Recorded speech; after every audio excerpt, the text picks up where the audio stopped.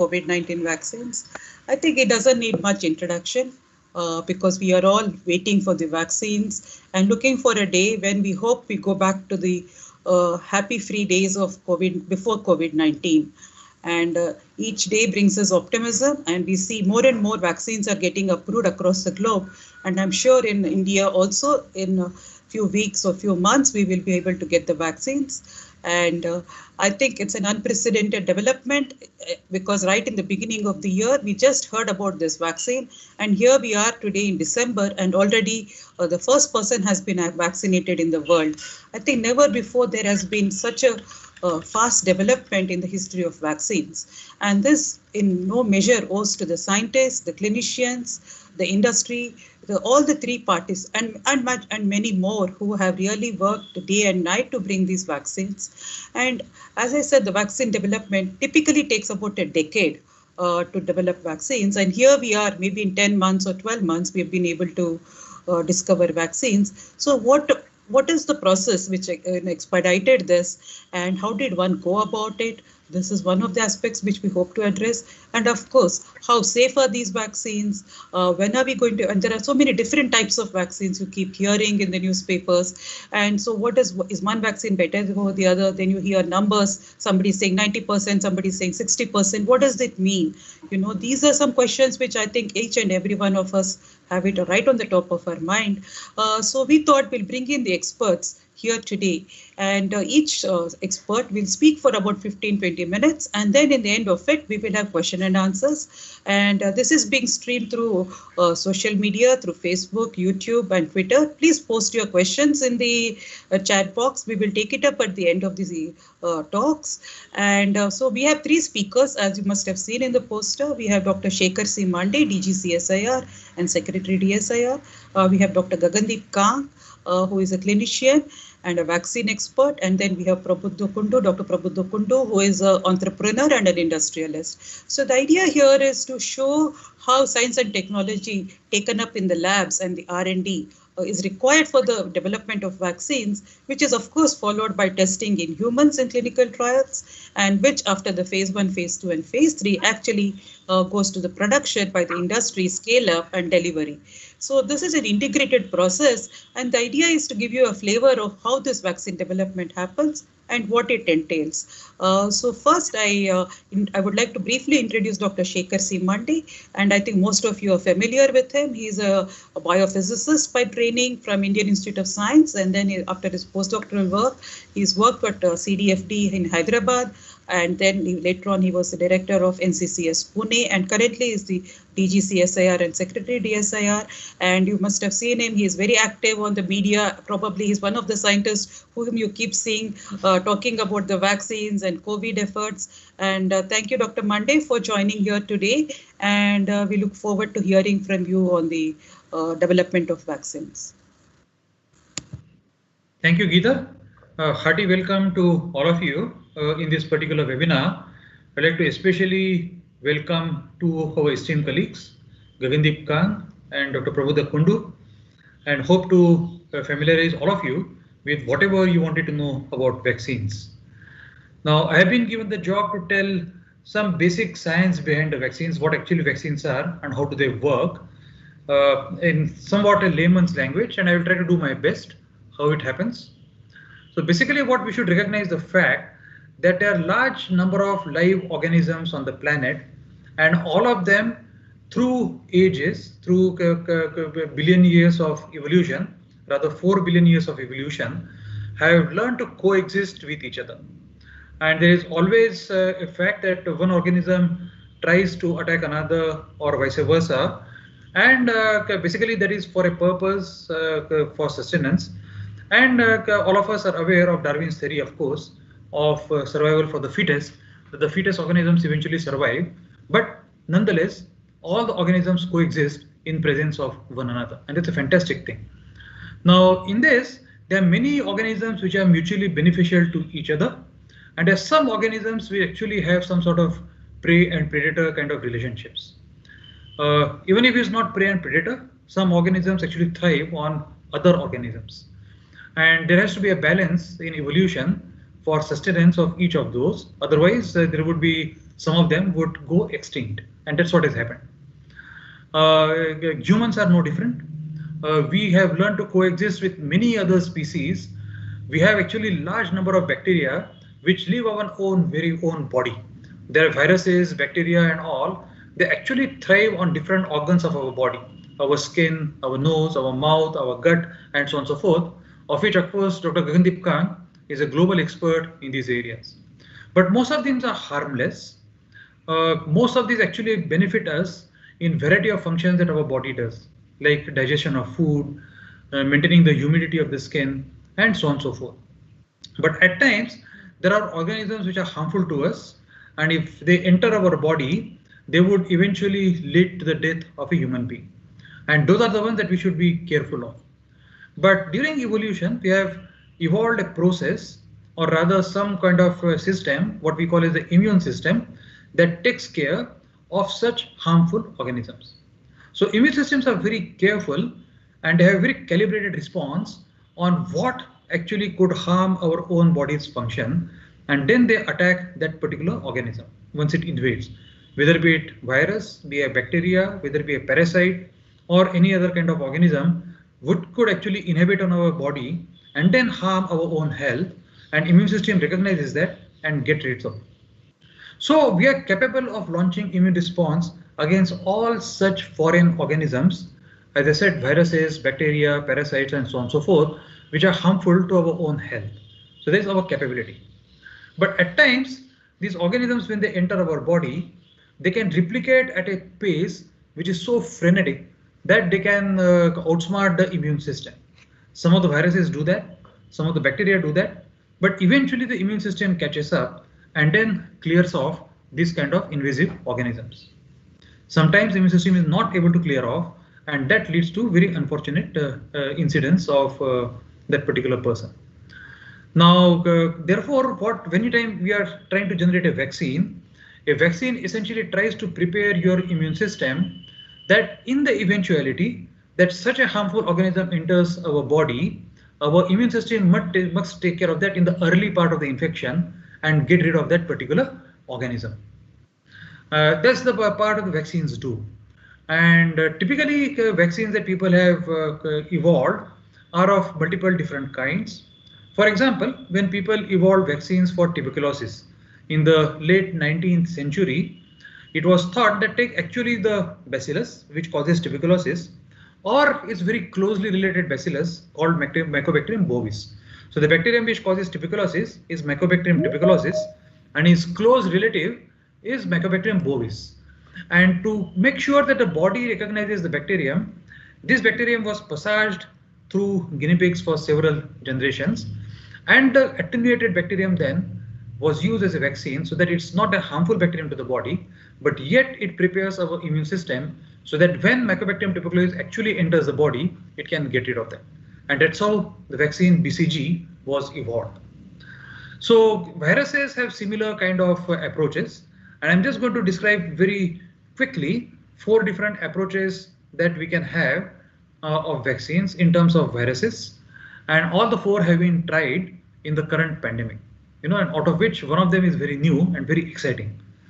So the first of it is, of course, you have some components of a virus which you inject into the body, and very not exciting. The whole virus, but some components. So the first of it, and we can have something called virus-like particles. You have some components of a virus, some of the outer core proteins of the virus, and if it is injected into the body, the immune system actually reacts to that, recognizing as a foreign whatever, and then when eventually the actual virus would invade us, would take care of it in the early part of the infection. So virus-like particles have been tried out, and many vaccine candidates which are actually undergoing trials right now are using these virus-like particles. A similar approach is also on attenuated viruses. So if you take a virus and make sure that it's attenuated, it's not infective. And you would have probably heard of the Bharat Biotech vaccine along with ICMR that belongs to this kind of category. The second category is attach one of the components of the that belongs virus, to coronavirus, in this case SARS-CoV-2. The second category is a vector attach, and a vector itself could be another viral vector. Let us say something which causes common cold. And typically what people are using is something called an adenovirus vector that elicits a very strong immune response in our body. But if an adenovirus vector is conjugated to one of the SARS-CoV-2 proteins, is attached to this particular adenovirus vector, and then the body, when it launches immune attack on this adenovirus vector and added protein, it actually is prepared for recognizing actual SARS-CoV-2 when it enters the body. And this is another approach that has been tried out in some of the by some companies, and the most famous of it that you have been hearing of is of course the Oxford AstraZeneca, and being tried in India by Serum Institute of India, is this kind of thing in which there is an adenovirus which infects chimpanzees that has been conjugated with the S protein, the spike protein of the virus, and that is being tried to use as a vaccine. Then there are other kinds of vaccines which use the genetic material within the virus. So if you can take the DNA of the virus and can be delivered through, let us say, something like a skin patch. Not the RNA. This virus, actually the genetic material of this virus is RNA, not the DNA. And the DNA is delivered in our cells, so that our cells now make certain selective components of the virus, certain selective proteins of the virus, and the immune system then generates immune response against these proteins, and then we are prepared for the actual invasion of the virus, and we can take care of that.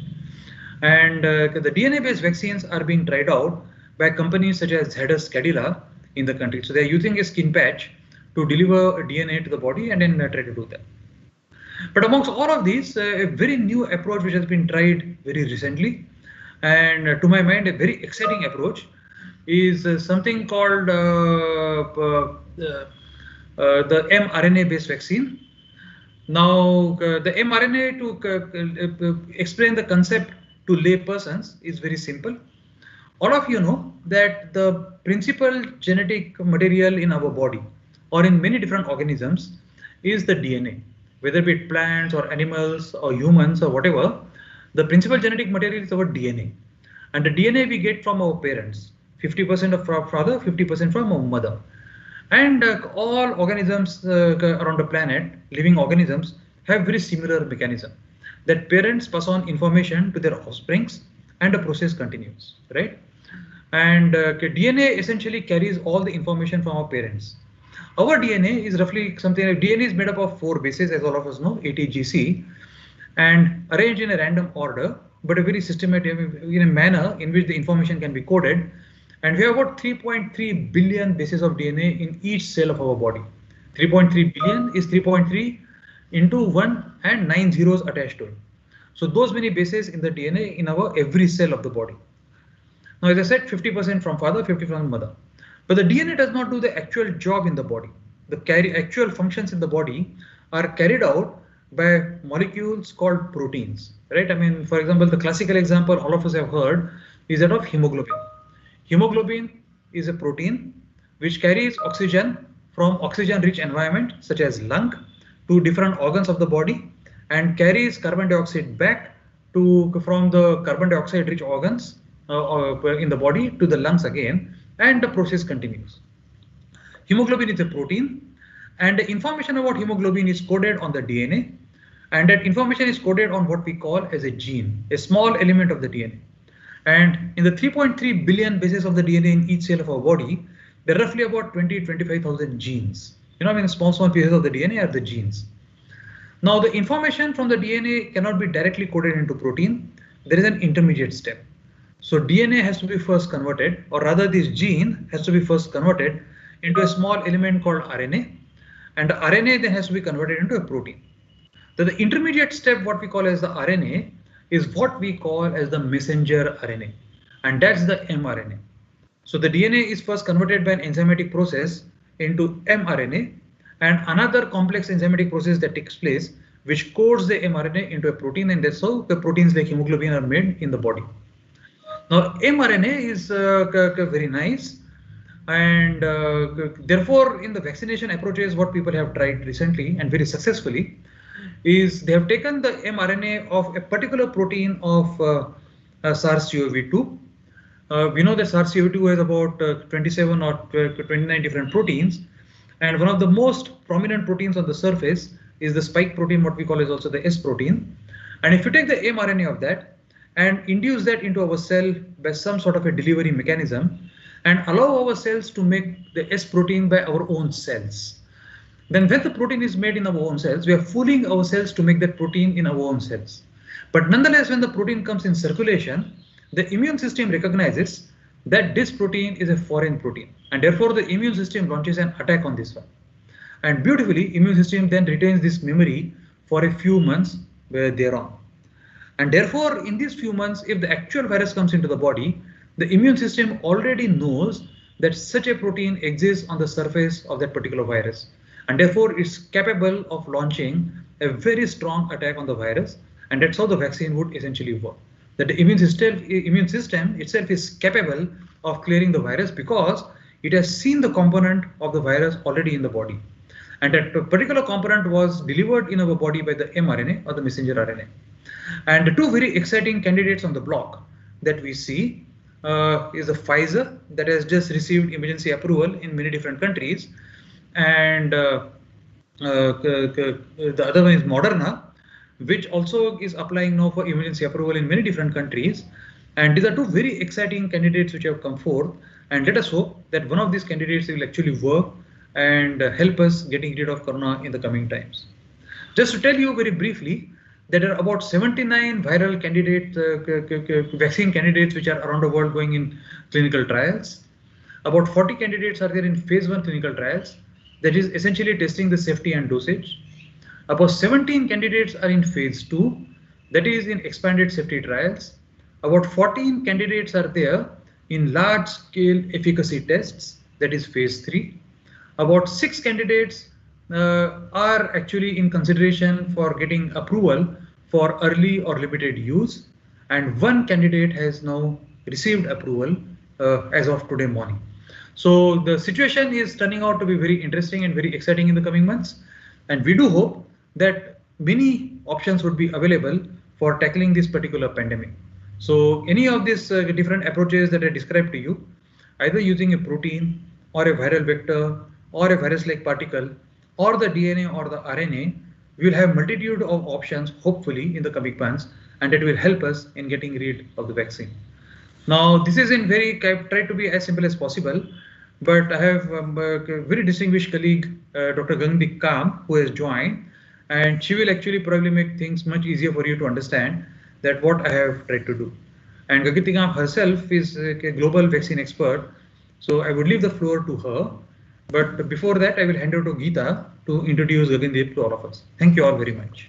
Yeah, thank you, Dr. Mande, for really making it quite simple, and I hope the viewers enjoyed and understood at least some of the components of what makes the virus. And I think it's really important to emphasize that although the virus is new, scientists have been working on mRNA technology for many years, and I think it's the basic science which has been conducted in the labs over several decades which actually accelerated this vaccine development within 10 months. And I think that is something which is a very important fact to wonder about as for all of us. And now if we move on to our next speaker, Dr. Gagandeep Kam, and as Dr. Mande mentioned, she is a very renowned clinician and working at CMC Vellore.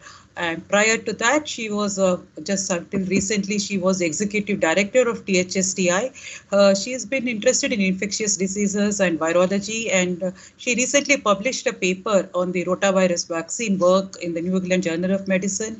And she has received many prizes, including the Infosys Prize, and one of the first Indian women to be a member of the Royal Society, and which is, I think, a very honorable achievement for her and for the country.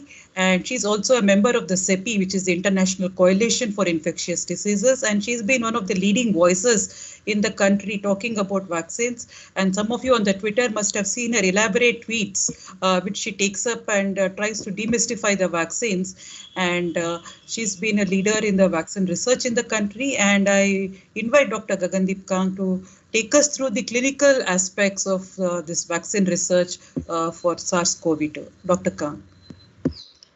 Thank you very much for the very generous introduction, Geeta. I'm sorry, but I'm having a few issues with my presentation. I've actually sent my slides to you.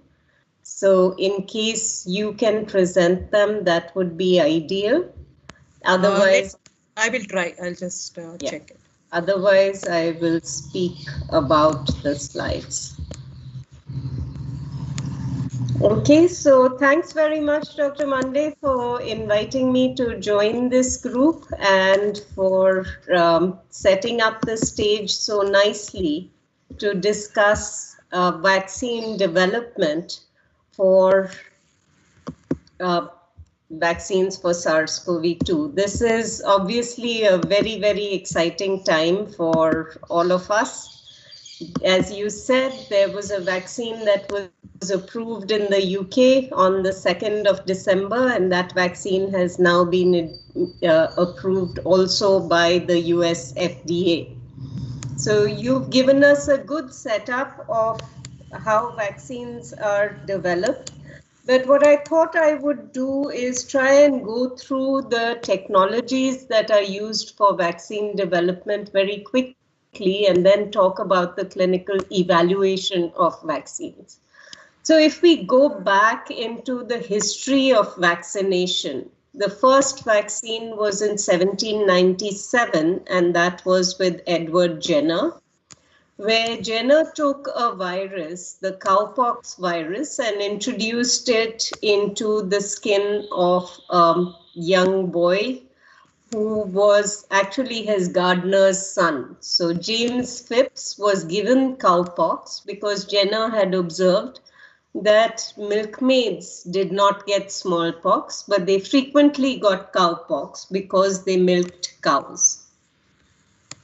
So then when Jenner was able to inject the cowpox virus into this boy, a few weeks later, he challenged him with the smallpox virus. And James Phipps did not get ill, and that's how we have the first vaccine from vacca or cows. Where we are today is that the technology that Jenner used, which was to use another virus to prevent disease, is called a Jennerian approach to vaccination.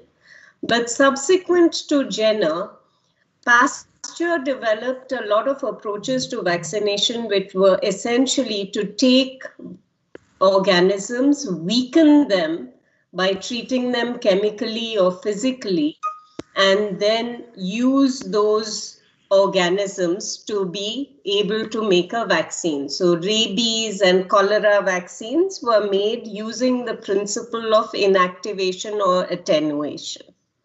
So I think Geeta has my slides up now.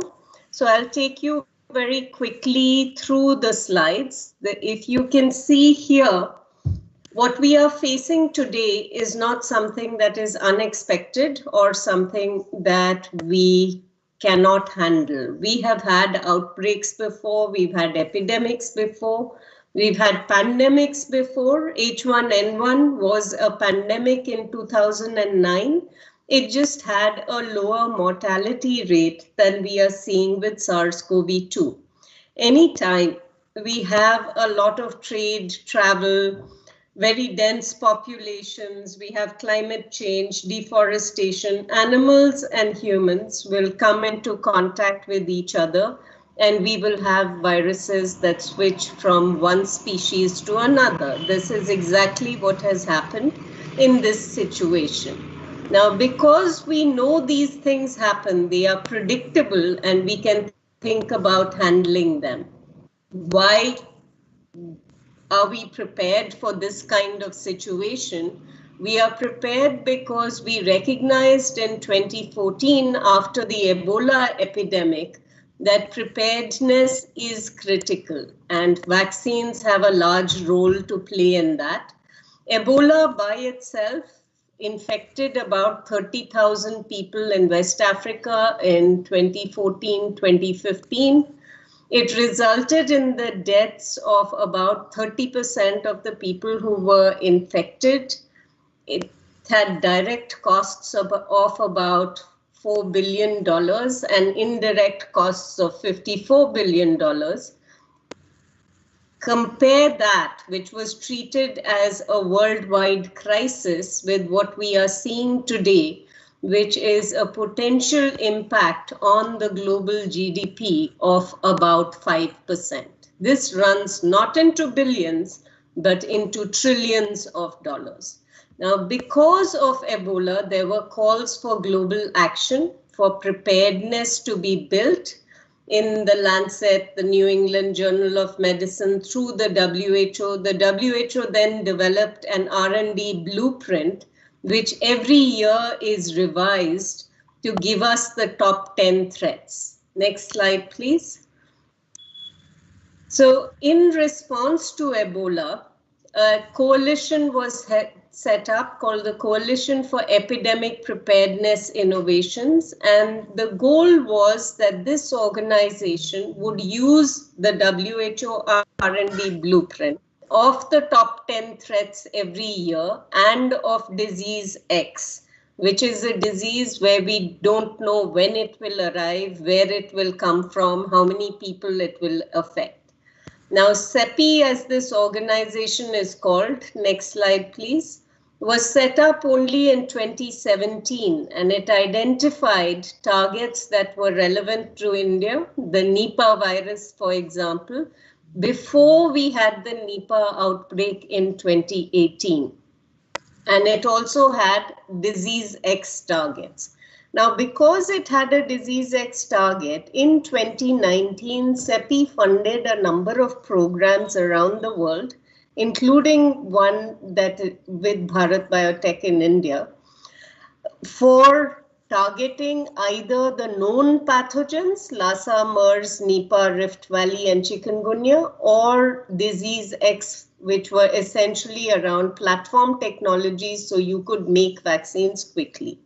So when SARS-CoV-2 hit, essentially CEPI was able to repurpose some of the already funded disease X programs to start making new vaccines. So whom did they fund? They funded Moderna, they funded the University of Queensland, whose program has just been called off. They funded BioNTech. They had funded Oxford University for a MERS program that was changed to SARS-CoV-2. So as you can see, being able to hit the ground running when you have a plan in place really makes a difference to how quickly you can move ahead with vaccine development. Next slide, please. So in the first 2 months of disease X is when all of the studies that we are now seeing results from were set up. As Dr. Monday pointed out, there are almost 300 programs for vaccine development and over 50 programs that are already in clinical development. We have never moved so quickly on such a scale ever before. But I hope that we also realize that sometimes when you don't know what is going on, when you don't know what the chances of success are, you wind up doing too much. For example, do we really need 50 vaccines against SARS-CoV-2? I think we started with this principle because we didn't know what was going to succeed and what was not. And perhaps next time around, when we know which platform technologies work, we will have a more rational approach to vaccine development. Next slide, please. Oh, on this slide. So what are the new technologies? So I talked about what started with Edward Jenner, moved to Louis Pasteur, and after them, the real next advance in technology was only in 1950. When we got cell culture, and cell culture allowed us to make viral vaccines that we had not been able to make before, like vaccines for polio. But from 1950 to 1980, there were very few new things that happened. Then we got recombinant DNA technology that allowed us to make vaccines like the hepatitis B vaccine. In 1990, we got glycoconjugation that allowed us to make vaccines for bacterial pathogens where the virulence factor was a capsule consisting of essentially sugars on the surface, and those sugars could be linked to a protein to produce a durable response. This is what has given us the Haemophilus B and pneumococcal vaccines. In 2010 is when we started to see the technologies that are really paying off for us today. So if we look at reverse vaccinology, the idea that from a sequence you can figure out which are the important antigens based on which we should make vaccines to induce a protective immune response. That approach came from both industry as well as from academic organizations. In industry, GlaxoSmithKline in particular had been working in this area, and they developed a meningococcal vaccine based on reverse vaccinology. And at the same time, when Clinton was president in the US, he had funded a vaccine research center to make vaccines against HIV. That vaccine research center did not succeed as yet in making a vaccine against HIV, but learned so much about structural vaccinology, about synthetic biology, about adjuvants, about human immune response driven antigen selection, that we now have the capacity to make many different kinds of vaccine from just the sequence of the virus. Next slide, please. So what are all the platforms? I think Dr. Mande has walked you through all of them, but I will just highlight that all of the platforms that we are using are really focusing on the spike protein, which is responsible for the attachment of the virus to cells, as the core, the most critical antigen. So whether it is live attenuated or inactivated vaccines or virus-like particles or recombinant DNA, all of them deliver the spike to people. And in the other classes of vaccine, the message for the spike is delivered through vectored vaccines, DNA vaccines, or RNA vaccines, as described so elegantly by Dr. Mande. Next slide, please. So these are all the stages of vaccine trials. In preclinical testing, we evaluate vaccines for toxicity and potentially for immunogenicity in animals. If we have a really good animal model system, we can do a challenge study to see whether the vaccine protects the animal against challenge, and show at least proof of principle that the vaccine is likely to work. Once those animal studies are done, we move to phase 1 studies, which are studies where you try to define what the right dose is and make sure that the vaccine is safe. These studies are usually done in 10 to 100 participants. Very small numbers can be done with only one dose, and the goal is to show safety. Next we move to phase 2. And in phase 2, these are expanded safety studies, and they also look at the immune response to the vaccine. Phase 2 studies are usually done in 100 to 1,000 participants. And here you gather more data on how the immune system is responding to vaccination. And in immunogenicity studies, you will measure immune response after 1 or 2 or 3 vaccinations, however you think the schedule is going to be set up.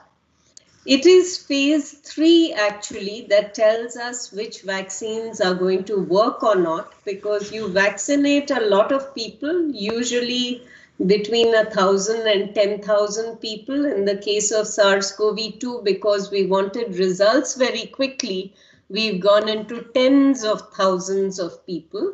And the goal here is really to divide people into two halves or some other form of division, and have a group that does not get vaccine and a group that gets vaccine.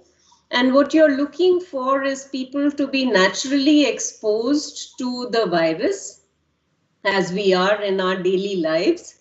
And if the vaccine works, then the vaccinated people will have much less disease than the people who have not been vaccinated. So let me take a little time to explain this to you.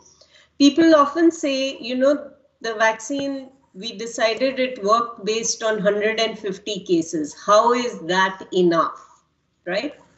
Now, when we talk about the vaccination trials, let's say we have a trial like the Pfizer BioNTech trial, which had 45,000 people in it.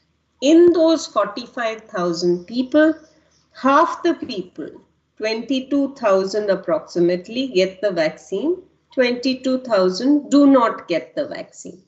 Now, when you have 22,000 people, not all of those 22,000 people are going to get sick with SARS coronavirus. It really depends on our exposure to the viruses. Do we come in contact with people who have the virus or not? And over time, when people go about their daily lives after having been vaccinated or given a placebo or sham vaccine, they will encounter, a certain proportion will encounter the virus, get infected, and a subset of those who are infected will get sick. The trial has a primary endpoint, which is disease due to SARS-CoV-2, which means you have to be tested, you have to be RT-PCR positive and have symptoms. So in the 22,000 people who were given the vaccine and followed up, and the 22,000 people who were not given the vaccine and followed up, there were 164 cases of SARS-CoV-2, people who tested positive by RT-PCR and had at least one symptom: fever, loss of smell, loss of taste, persistent cough, etc. Now, how do we know that the vaccine is working? We know the vaccine is working when most of the cases that you see are in the group that did not get vaccine. And this vaccine has been calculated to have 95% efficacy, because 95% of the 164 cases were in the people who had not received vaccine. It's also interesting to note that in the case of the Pfizer vaccine, we know that not only does the vaccine have 95% efficacy, it has very good efficacy against severe disease, because the cases that had severe illness were all except one in the unvaccinated arm. So we know these vaccines work, and these vaccines, based on that data, are approved for use. Another question that people frequently have is the safety question. Have we got enough data? Because we moved so quickly. I think it's important to understand that when you get vaccinated, if you're going to have a side effect of the vaccine, it usually happens in the 1 month after you got vaccinated. So Pfizer was, even though they got the results from their interim analysis in November, were not able to submit their data to the FDA for approval until they had at least 2 months of safety data on the entire population, on half of the entire population that they had given 2 doses to. And the data seem to indicate that there are side effects that are common: fever, pain in the arm, etc. But there are very, very limited side effects that have been seen that could be considered as serious adverse events. So the vaccines are safe, the vaccines are efficacious, and it's very exciting that the vaccines are now approved for use. That number of 7 relates to the vaccines that have been approved largely in China and Russia. Those vaccines do not have the same kind of safety and efficacy data that we have seen with the AstraZeneca, the Moderna, and the Pfizer candidates. Next slide, please.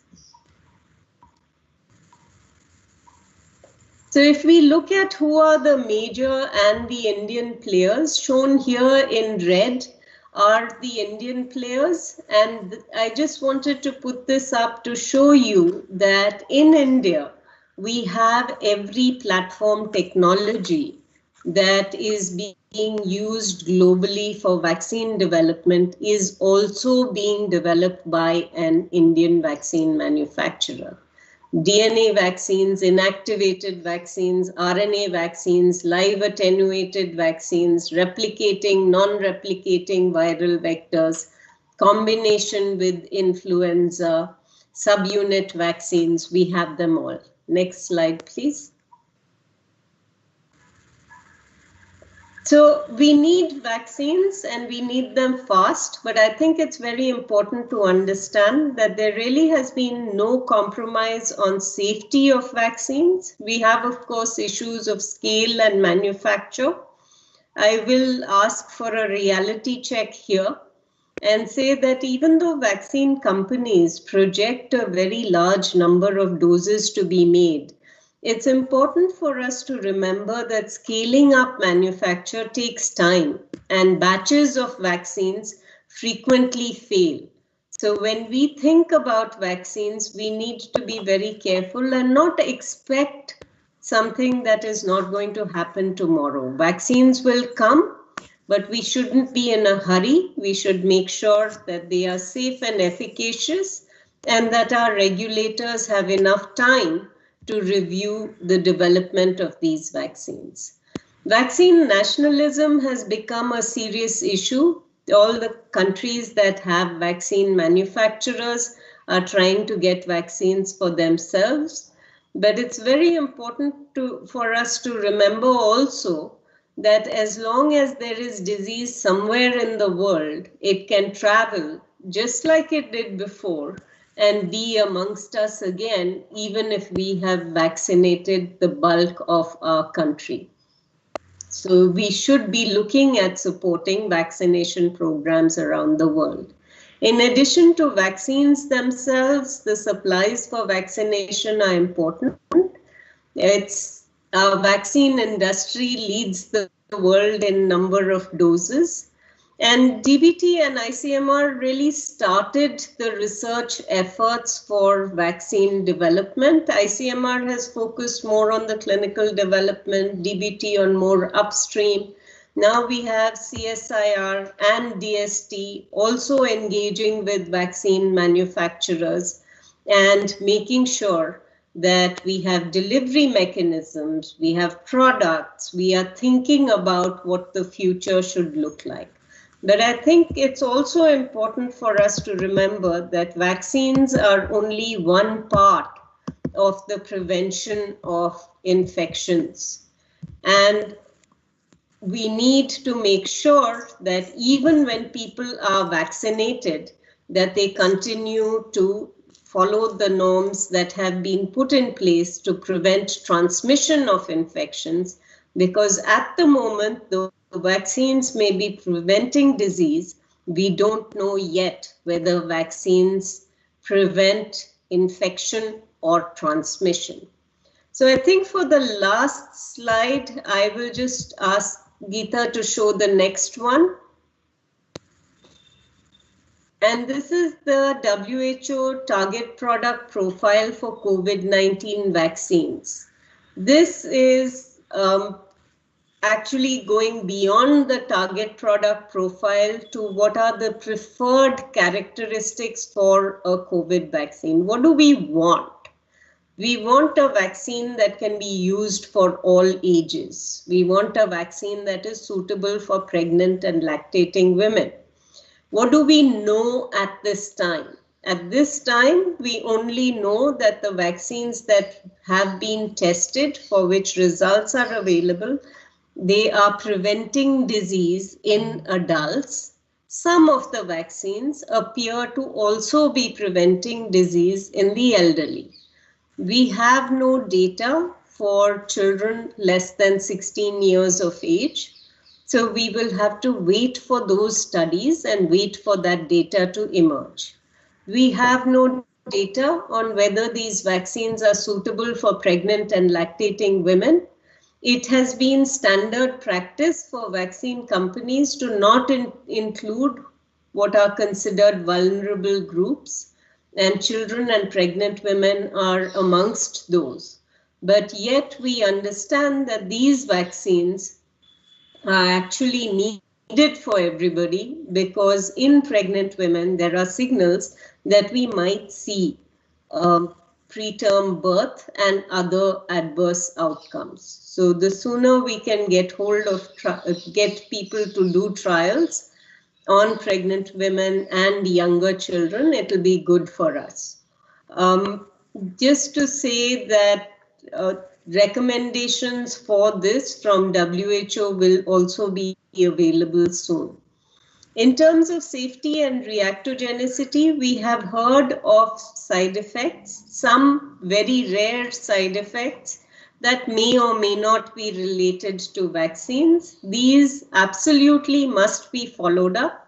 And in any case, when vaccines are used in much larger populations, we should be ensuring that safety continues to be monitored, because an adverse effect that happens 1 in 100,000 people is not going to be detected in a trial that vaccinates only 22,000 people. When we look at protective efficacy, when the target product profile was put out by WHO, we had said we wanted 50% efficacy. And we thought that we were being very ambitious. I was part of the group. We thought we were being very ambitious in asking as a preferred product characteristic that we should get at least 70% efficacy against disease. And as we've seen with the RNA platforms, that level has been far exceeded. It's important to remember that efficacy is highest at the earliest stages of measurement.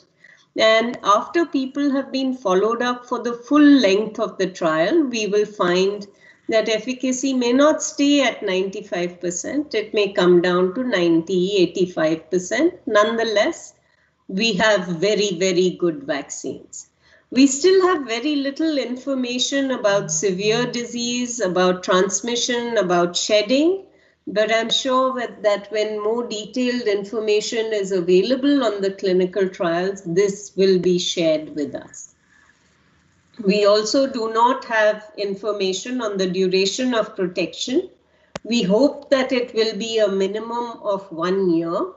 But at the moment, we don't know, because we've just about had the disease for a year and we don't know how long natural infection protects us. If we look at the data that are emerging on reinfections, this is critically important. CSIR has a registry on reinfections and must continue to ensure that that is tracked, because that is going to give us information on how generalizable protection from reinfection is likely to be. If in terms of dose regimens, right now the vaccines we have all are at least 2 doses. There are vaccines in development from Johnson & Johnson, for example, that are giving us the potential for a single dose vaccine. And if we look at the results from the Pfizer vaccine also, you get about 67% protection with a single dose of the Pfizer vaccine. So that is good news and needs to be followed up so that we can see whether we can actually get to a single dose vaccine. When you're thinking about campaigns, giving one vaccine is much, much easier, obviously, than giving two vaccines. And if we don't need booster doses, that would be fantastic.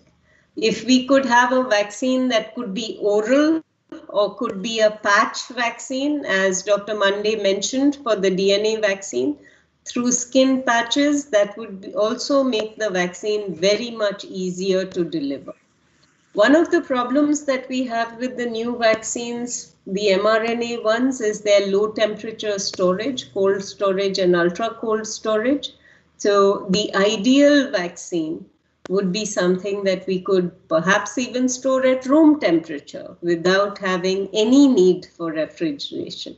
But these are all pipe dreams, and I hope, given that we've had such wonderful results so quickly, we will continue to work on refining vaccines to make sure that we can get everything that meets and exceeds WHO's requirements for COVID vaccines. So I'll stop there. Thank you very much.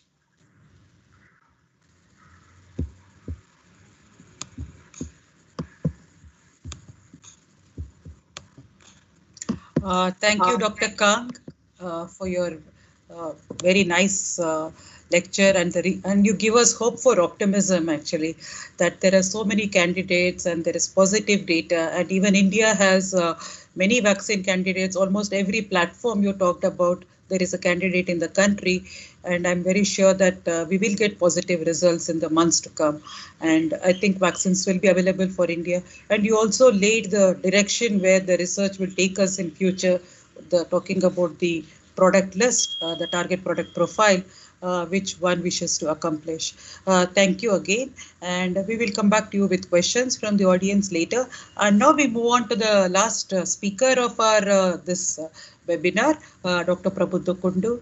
Dr. Prabhuddha Kundu is a MTech and a PhD from Indian Institute of Technology, and he has vast experience in the area of, his PhD is in biomedical engineering, and he is interested in protein engineering, bioprocess development, and emerging technologies. He has a tremendous professional experience with patents and publications to his credit. He began his career at Ranbaxy and Biorad, and then he became an entrepreneur and co-founded Premas Biotech in 2006. And he's a very active member of many of the Indian industry think tanks like the CII, and also is leading many help groups on healthcare and innovation. So Dr. Prabhuddha will tell us about what is the industry's viewpoint and how industry can help us actually ultimately in producing and scaling up these potential vaccines and the last mile delivery. Dr. Prabhuddha. Thank you very much. Am I audible, Dr. Geeta? Yes, you are. Yeah. Thank you. I have a couple of slides, so I'm just going to put that up. Sure. Are my slides visible? Not yet. Yeah, it's visible. You need to go into the slideshow mode, then it will be. Yeah, perfect. Yeah, thank you so much. I'm very grateful to CSIR and Dr. Shekhar Mande for allowing and giving me this opportunity to discuss and be a sort of a panelist with such experienced and amazing speakers and achievers like himself and Dr. Gagandeep Kang. I'm really, really grateful to you, Geeta, as well, for helping me and guiding me on this. Thank you so much. So primarily, I'm going to be trying to address a little bit on scaling up of the vaccines and how easy or difficult it is, some of the challenges. A lot of the modalities have already been discussed by Dr. Mande and Dr. Kang. I will skip some of those issues and go directly into the scale up and then the logistics, and would be happy to take any questions at the end.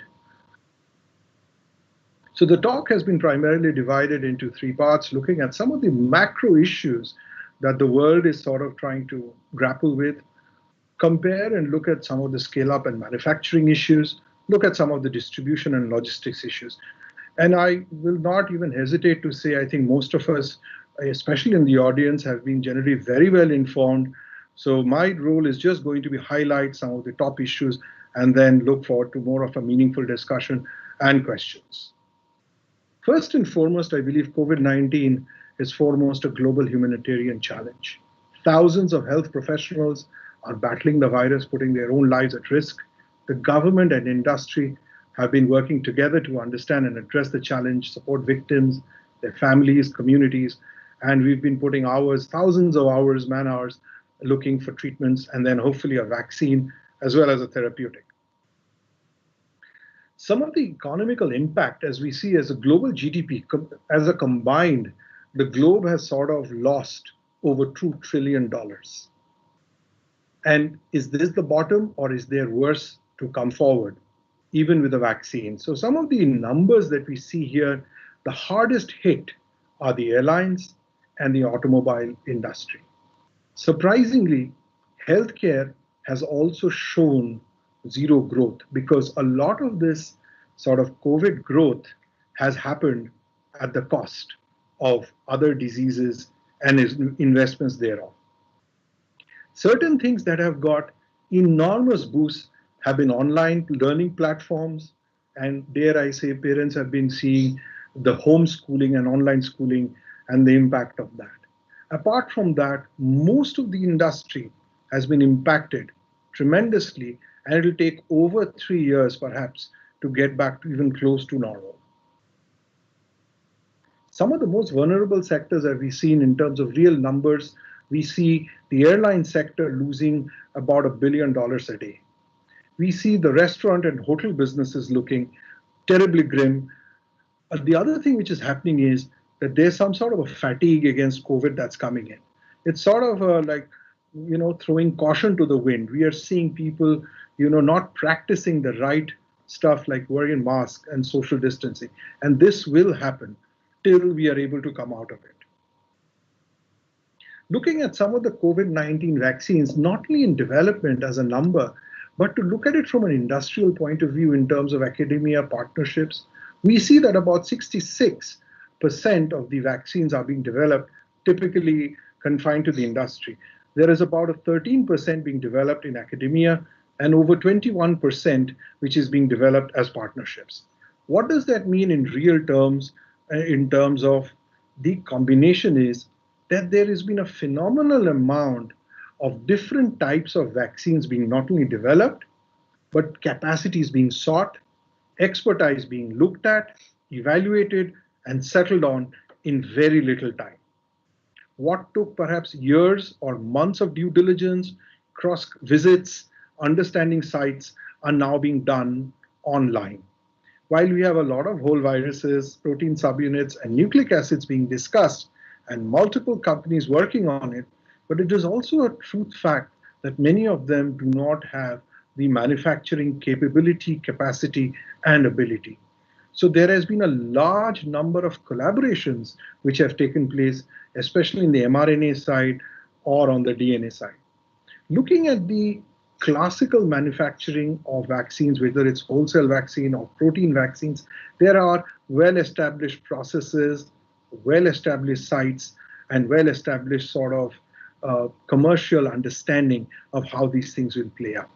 Many of the new vaccines or the new age vaccines are bringing in structural challenges to the setup that we know of. As a company, we ourselves have come out with the first 3-antigen, triple antigen VLP, and we're extremely grateful to the government for allowing such a novel candidate to be approved, and we will be going in for GLP studies ourselves in India. Some of the routes of administration have been primarily intramuscular. People are looking at intradermal, subcutaneous, nasal, as well as oral.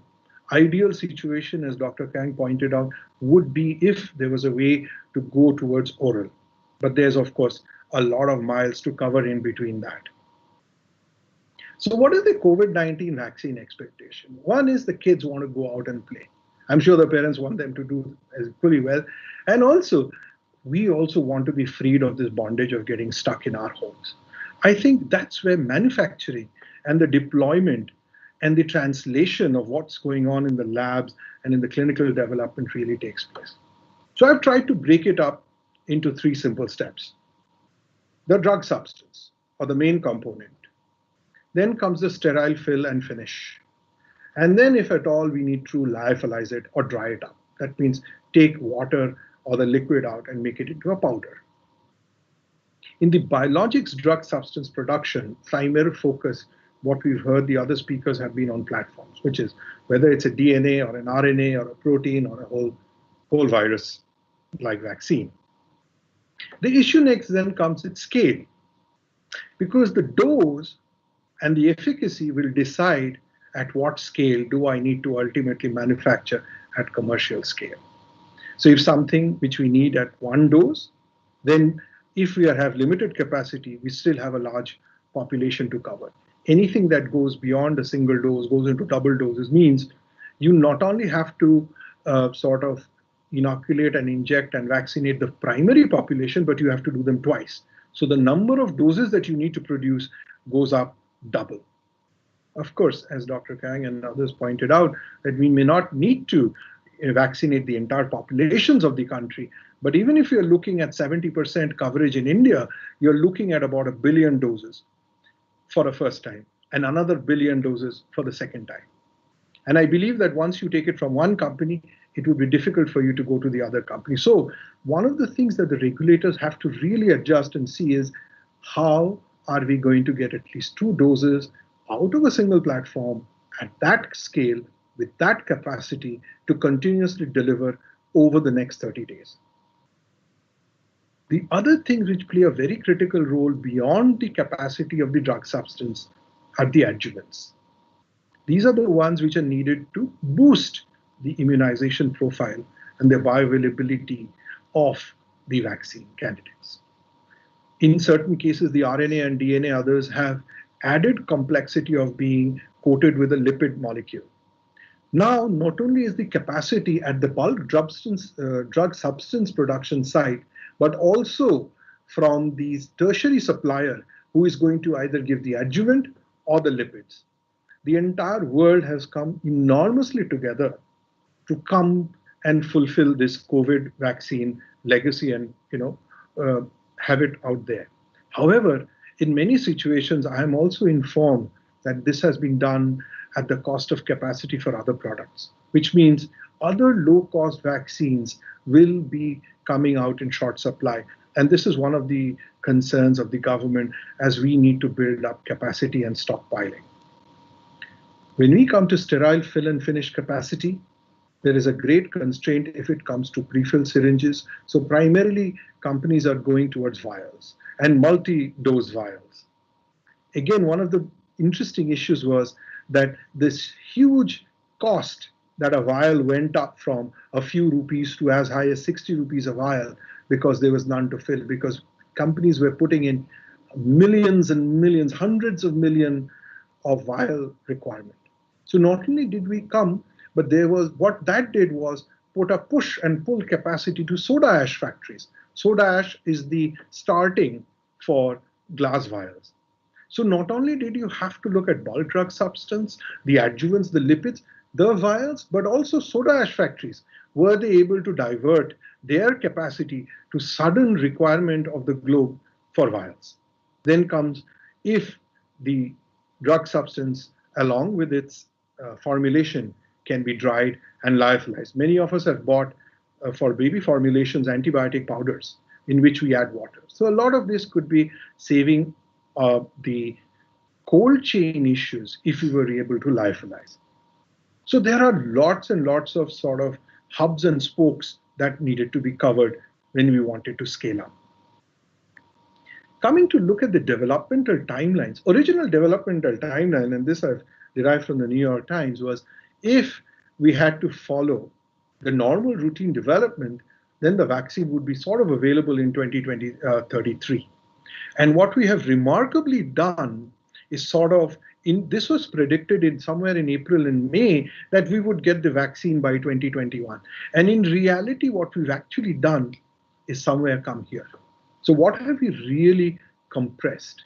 I think, as Dr. Kang also pointed out, years and years of investment and correct investment in academic research and building platforms which allowed us to respond quickly, cut short preclinical development time to pretty much weeks. We ourselves, from the time we got to know it, we put out our first sort of prototype in 60 days. So that sort of tells you the kind of single-minded focus that companies, academicians, and the vaccine developers took. Preclinical models were quickly rolled out, and we studied concomitant data and the sort of design at the same time. Of course, this has brought out some of the concerns that I'll bring up a little later. We sort of cannibalized any sort of capacity that was there in building, and sometimes capacity was built practically within a month. The government agencies have been phenomenal in approving, analyzing, and burning the midnight oil in terms of data evaluation. So that brings me now to one of the biggest challenges, which is going to be distribution locally and globally. When we look at that, we look at unprecedented collaboration and outsourcing. Of the total contract outsourcing that's taken place and is available publicly, 12% is for the DNA vaccine, about 7% is for the mRNA vaccine. For the recombinant vector vaccine, you've got about 50%, and the subunit is about 31%. And when we look at contract sourcing by geography, we see a singular spread across Europe and North America. One of the reasons primarily with that is that they understood such threats and they built in capacities. I think it's important for India, and I think we've all understood this, that while we look at this as something which can impact us, the next 5 to 10 years is going to be solely devoted to improving our ability to respond with both capacity, ability for such scaling up and manufacturing. When we look at the industry regulation concerns include that when we say rapid response, what are we really talking about? What are the questions that we want to answer? And it's a push and pull between speed, time, and the safety concerns as well as toxicity, because they also play into the public mood and mind. While we need to accelerate manufacturing technology, but for example, if you had something which was done in bacteria, that could be very easily scaled up to as high as 100,000 liters in over a couple of months, if given a fact that you were doing something with mammalian or with another parallel technology. And there was a need for international regulatory harmonization across platforms. What was something that was common to, say, the US FDA, the EU, and maybe Indian regulatory agencies? There were a number of unintended consequences also that we had to look for. Looking at the supply chain, just to sort of compare in terms of inventory, the automotive industry looks at anywhere between a turnaround time of about 40 to 70 days. Typical consumer of fast-moving items look at about 60 to 90 days. Retailing mass fashion is between 70 to 100 days. High-tech is between 40 to 100 days. Semiconductors is large, beyond 130 to 180 days. The pharmaceutical industry, because it's related to life and chronic disease, look at about 230 to 320 days, which meant if we were to follow the normal inventory and stocking, then before the disease started, we should have had that, but that's not possible. So we had to really look at different ways of looking at inventory management, which meant planning and supply network. How predictable could this demand planning be? How complex is the supply network? How exposed is the network to traffics and other trade disruptions? Another thing in terms of road transportation is how physically is it allowable? Does it snow? Is it very hot? Will it be able to take the cold chain up to that point? Are there motorable roads there? Are there floods? Is it sort of available for weather resistance? And in terms of financial resilience of such companies, when you're looking at young companies, small companies which have key technologies, do they have the cash flow to sustain themselves? They may just have been coasting along and discovering technologies, but now suddenly they have been ballooned up along with their vaccine development partner into the limelight. How do they handle that? What are the product complexities are we talking about?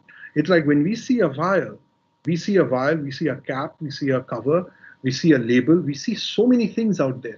How is everything just going to come together? So the pharmaceutical industry had to sort of give up some of their comfort zones and really get into being very, very proactive in terms of identifying partners, identifying production lines, and how the supply chain would ultimately give rise to. Looking at this, I've just tried to take something from the BBC in terms of how the -70 freezer farm technology would apply. For many countries, like in Africa or perhaps Asia, a -70 vaccine may not be immediately possible. Coming to an India perspective, I think COVID-19 not only gives us a beautiful bird's eye view into what needs to be done, but it gives us the impetus to create the infrastructure for future vaccine and epidemics and pandemics like this and build the needs. It allows us to create resilient networks that's needed. It allows us to build on storage facilities. It also allows us to build the interdependent atmospheres.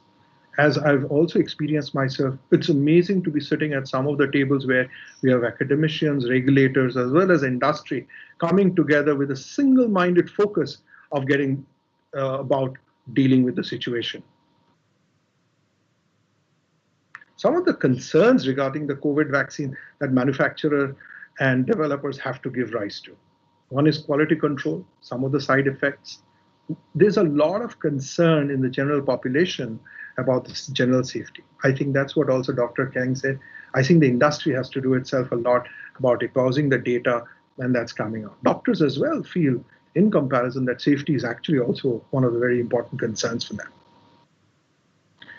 But the amazing thing was the deployment strategy, as Dr. Kang and Dr. Mande has talked about, the Brighton, the Gavi, the CEPI, the WHO, and how the CDSU has all come together to prove to be an amazing force for the deployment strategy. Looking at the administration of a very interesting slide that I sort of picked up is how it will be done. This is the constrained supply to available continued vaccination chain. This is when the projection is that as the number of doses get available, this is how it will go and the continued vaccination will go. Some of the things that you will come together here, which will be very, very important, is the last mile. And so now that we have manufactured, we've got it vialed, we are ready to go. So how are we going to now reach those corners of the world in terms of and give it? Are there a shortage of health workers to manage these mass vaccination efforts? How is the cold chain being able to do that? Will we be able to sustain this production capacity and volume? It's very interesting. This is sort of reminds me of the steel sort of glut that we had when we went in the Beijing Olympics. There was a huge shortage.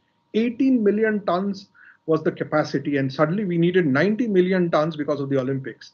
Everyone added capacity for the Beijing Olympics. Then when the Olympics was over, suddenly I think you would realize that steel is now tanked. There is far more capacity than there is need, and industry is suffering. I hope that we don't go through that equally when we are past the COVID-19 vaccine surge. Looking at key issues to solve for the future, if I may leave a few thoughts for discussion, platforms. What should be our go-to platforms? How are we going to do our scaling up strategy and capacity? How are we going to keep those highly invested facilities up and running? How do we develop heat-stable and self-administered vaccines if possible? How do we develop a capacity to track the changing immunity? How are we going to do the safety monitoring? How do we make resilient supply chains? Will all have to be addressed over the next couple of months and years to come. To conclude, COVID-19 has absolutely highlighted some of our vulnerabilities. However, it's brought forward the need of science education and to build a scientific backbone of countries. It has also demonstrated what cooperation can do. It's demonstrated the resilience and determination of governments, industries, and institutions to deliver a solution. We need to build on that energy and not forget once over. We need to build future platforms, capacity, capability, manufacturing sciences, and logistical networks so that we are far more ready than what we were. And in conclusion, we need to be forever grateful to our scientists, to our doctors, and to our nurses and healthcare givers who have really struggled day and night to sort of make sure that we are safe and happy. Thank you very much for this opportunity. Thank you. Thank you, Professor Kundu. Thank you so much for giving the industry viewpoint and bringing the focus on the supply chain logistics. And it's important, I think innovation doesn't stop at the R&D level or at the clinical trial. It also goes into the kind of vial you are using, and there is innovation at every step. I think ultimately there is innovation in delivery, how you're going to deliver these vaccines. And I think innovation and cooperation probably are the two key mantras, I think, if we really have to live up to the promise of the COVID-19 vaccine. So I think there are now all the three speakers have spoken. So we will take few questions which some of the audience has posted on the chat box. So perhaps I will read the question and I will try to indicate who can answer this because it becomes easier. So if the first question is, what is the effect of temperature variations on COVID-19 vaccine? So I think Dr. Mande, perhaps you could take this question.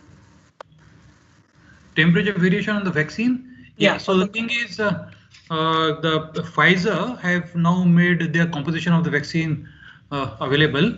And as all of us know that Pfizer vaccine has to be stored at about -70, but there's enough number of cryoprotectants and all that they keep it stable at -70, especially sucrose and all.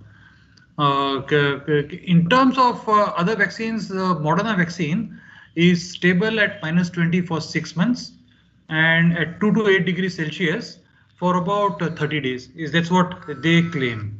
So in terms of stability of the mRNA vaccines, they appear to be, they appear to require somewhat colder temperature. On the other hand, the Oxford vaccine and other vaccines that are being touted as stable at 2 to 8 degrees Celsius.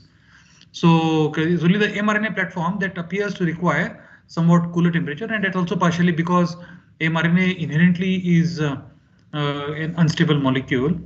And although they use modified nucleosides to make it stable, but nonetheless, the stability does require lower temperatures of that.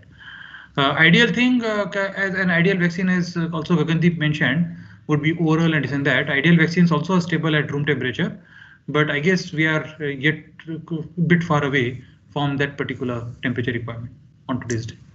Thank you. And the second question from Jigar Solanki, perhaps you can only take this question. When are vaccines going to start in India, or when are vaccines going to be available in India? Is the question. I think this question all the three of us can take. It's my personal opinion is that all the companies are now applying for emergency approval. Especially Pfizer has already applied for emergency approval in India.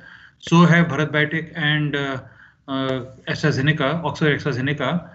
It will be the regulator which will actually take a call, and the subject expert panels have already been formed and they're looking very closely at the data. And regulator essentially will look at the risk versus benefit of giving that, and we'll take a considered call. So that's what I said, but Gagandeep probably might have a better opinion than I do. Yeah. So we'll go to Dr. Kang. So Dr. Kang, what would you think, when are the vaccines going to be available in India? Which is the foremost question on everyone's mind. I think given the kind of data that are available, most likely we will have an approval. We could potentially have an approval for the AstraZeneca vaccine in a few weeks. What we need for that, we already have. They've done their phase 1, phase 2 studies in India. And if they can bring the phase 3 data from what has been done with AstraZeneca in UK and Brazil, that should make it feasible for the regulators to consider that as an adequate data package. Where the other vaccines in India are concerned, in some ways they are at a disadvantage because they have to generate the phase 3 data themselves. So if we look at Covaxin is already in phase 3 trials. I hope their recruitment goes quickly and they can accumulate cases quickly. Even with interim data from Covaxin, it should be possible to have that vaccine at least given an accelerated approval. And that could happen as early as February or March. So we be looking at one vaccine in January, another vaccine in February or March.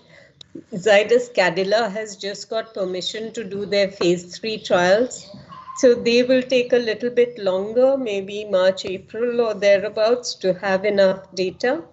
We'll have to wait and see what happens with the Gamaleya vaccine. Right now, they are doing the early phase testing. And if Gamaleya has really strong results from the studies that they're doing in Russia and in other countries, then potentially we could have a Gamaleya vaccine approval by maybe sometime in February, because then you'll have a combination of Indian and data from overseas. Where the Pfizer vaccine is concerned, I really don't have clarity.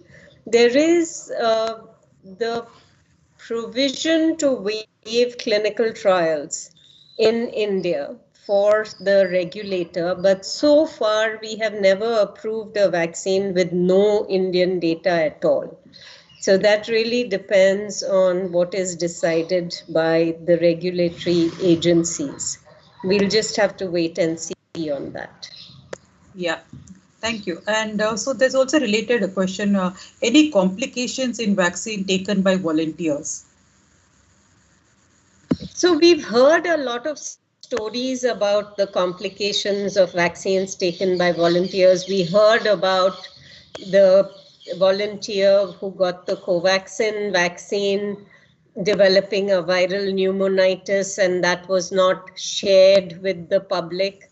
I think we need to understand that not every SAE that happens in every trial is necessarily shared with the public. There is a process that the investigator, the institutional ethics committee, the regulator all go through to evaluate the relationship of the event with the vaccine. And if they determine that there is no relationship, then there really isn't a point in making a big hoo-ha about everyone who gets sick. Anytime you vaccinate 1,000 people or 2,000 people, some of them are going to have some illness or the other in the month or 2 months that follow. The question is it related to vaccine, or is this something that happened by chance and just happened to happen after the person had received vaccine? In the case of viral pneumonitis, an inactivated vaccine cannot cause viral pneumonitis. So in terms of Covaxin being related to the viral pneumonitis event, I think that was, it would have been very difficult to demonstrate any biological plausibility for relatedness. So I really don't understand why this is being highlighted so much. The other case that we've heard about is for AstraZeneca, where a young person volunteered for the study and then developed neurological symptoms which were not explained, which were considered initially by the PI as being potentially related to the vaccine. But this person was in hospital for more than 2 weeks, I think. But by the time he was discharged, it appears that they had made a relationship that this person actually had an underlying autoimmune disease that had not been detected previously, and that was the likely cause of his symptoms. So I think for people who are not familiar with how causality assessment works, it seems almost instinctive to say, if I have a fever today and I had a vaccine 1 week ago, my fever must be because of the vaccine. But I could have, I could get an influenza vaccine and have typhoid fever. But the relationship, in our minds, anything related in time must be related in cause. And that's why having experts who have the capacity to do proper causality assessments is very important. In the case of the AstraZeneca volunteer, it appears that the PI, the Institutional Ethics Committee, the Data Safety Monitoring Board were all convinced that it was not possible to prove a relationship between the vaccine and the event. Now you can turn it around and say, can you tell me with 100% guarantee that these two are not related? Just as you can't say with 100% guarantee that these are related, you can't also not say that it's not related, right? There is a vague chance, but even there, you have something that is more likely to be the cause, the autoimmune event. So I think the process that has been followed so far in India has been all right. And perhaps it's because these vaccines are so much in the public eye that we get the media getting all, hot and bothered about things where we need probably more clarity from the company, but we also need an understanding of that process is not being bypassed in any way. Yeah. Thank you so much. And so this is a question somebody is asking, whether will you be protected from cold by taking the COVID-19 vaccine? So you will be protected against some of the symptoms of a cold. You could have fever, you could have less cough and runny nose. And in fact, in children, it appears that a runny nose is more of a sign of SARS-CoV-2 than in adults. But there are many causes of all the symptoms of colds, fevers, of coughs, of runny noses. So I don't think that taking this vaccine is going to hugely cut down on those symptoms. Yeah, thank you. So Dr. Prabhuto, maybe you can take this question. Which vaccine is better for India? Pfizer, Bharat Biotech, and SII? As an industry, like a supply chain point of view, perhaps, not necessarily a reflection on the thing, but from a supply chain point of view, would you think is better, like Pfizer, Bharat Biotech, and Serum Institute of India? I think from a purely industry point of view, I primarily have always made my point very clear that it's never a race, it's a cooperation. So for me, I really don't have a view as to who or what gets it, as long as we, what Dr. Kang also and Dr. Mande also said, as long as it's safe, it's protective, and it's efficacious, and it does what it's supposed to do, and we have enough doses available for us. So I would first and foremost say, for India, the first thing that we see that we should have a significant number of doses available. Once the dose is there, we should look at its credibility and the logistics for it. Ideally, India needs something which does not have a severe cold chain. India needs something that can be then distributed across the four corners.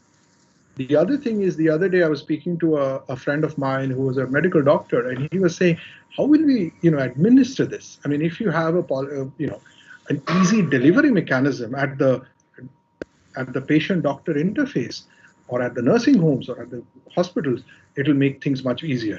I mean, if you have 100 people lining up, then perhaps if there is a very complicated, delivery mechanism or a wait, people might just go away.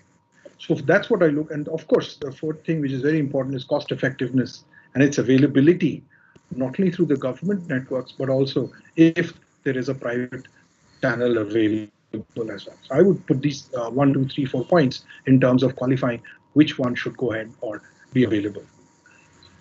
Yeah, thank you. Dr. Mande, perhaps you can take this question. Does temperature bring a change in the nucleotide sequence of mRNA vaccine? Is that the reason why low storage is required? No, low temperature storage is required. I don't think it brings any change in the nucleotide sequence. mRNA itself is inherently bit unstable molecule.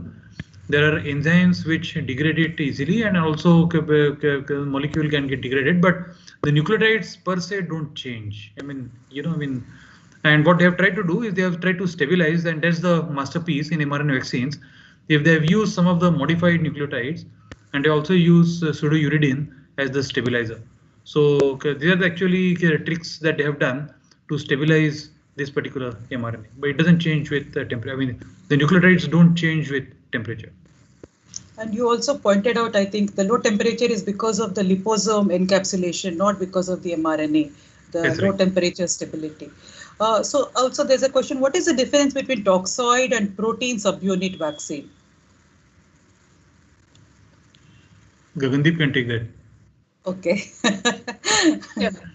So we have a couple of toxoid vaccines. The diphtheria and the tetanus vaccines that we have are toxoids.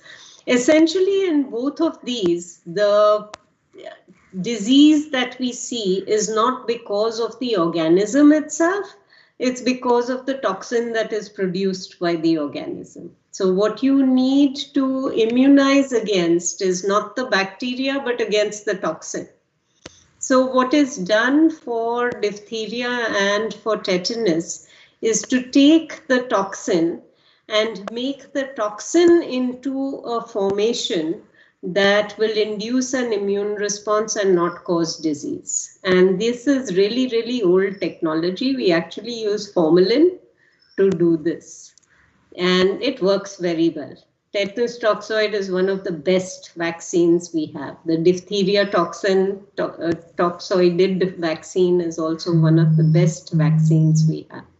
When we think about subunit vaccines take a component of the virus or the bacterium, and that protein usually is given separately as an antigen to which an immune response is made. The best example of that is the hepatitis B surface antigen, where you take just one protein of the hepatitis B virus, the one that is most immunogenic, the one that is responsible for a protective immune response, and only give that protein to people. Those are subunits because they are usually made in artificial expression systems. You can make these proteins in bacteria, in yeasts. Yeasts give you lots of yield. So if you have a yeast system, then that is something that is preferred for making large volumes of protein subunits. Okay. Geeta, I'll just add to that the toxides, what Yeah. Gagandeep was saying, is a very fascinating mechanism and not correlated to, a vaccine, but Vibrio cholerae is one such thing, what she talked about, and Gagandeep is a global expert on that, is when it colonizes in our gut, it releases the AB5 toxin, and essentially the clinical manifestation that you see is because of this toxin. The toxin actually binds on the cell surface. It's AB5. So one A subunit, 5 B subunits. The B subunits attach to the cell surface through a pentasaccharide on the cell surface, the epithelial cell surface. It goes into an endosome. The pH is low in the endosome, so A and B dissociate.